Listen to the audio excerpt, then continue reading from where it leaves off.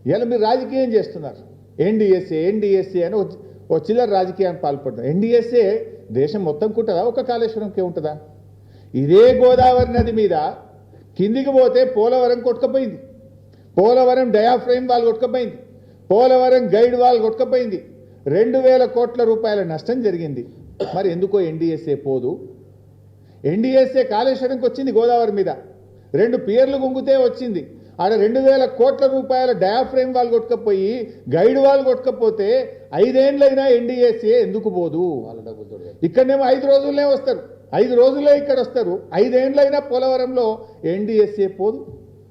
5 నెలలైనా SLBC tunnel కుప్పగూలితే NDSA రాదు. Kishan Reddy పంపడు, NDSA రాదు. ఎందుకు రాదు? కిషన్ రెడ్డి, రేవంత్ రెడ్డి, కాంగ్రెస్ బీజేపీల మధ్య ఢిల్లీలోనేమో కొట్లాడతారు, గల్లీలోనేమో అలాయి బలాయి చేసుకుంటారు. ఈ రాష్ట్రంలో ఇద్దరు కలిసిపోయింది. కలవకపోతే ఎస్ఎల్బీసీ టనల్ కుప్పగూలి ప్రాజెక్టు భవిష్యత్తు ప్రశ్నార్థకమైతే ఎందుకు ఎన్డీఎస్ఏ రాలేదు?